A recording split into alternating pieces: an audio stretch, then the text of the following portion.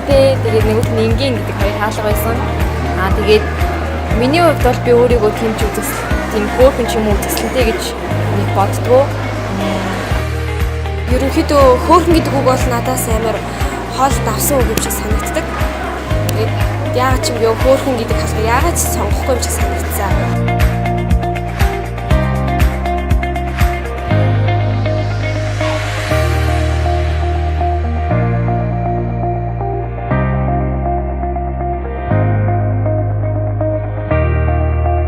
Өөртөө ашиг ихтэй хүн болгоны үзэсгэлэнтэй гэж бодсон.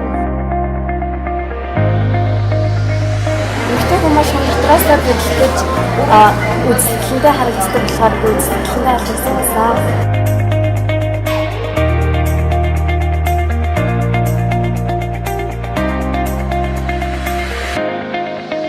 Яагаад энэ эмгтэй үзэсгэлэнтэй энгийн тусмал үзэсгэлэнтэй гэж хэлмээр байна.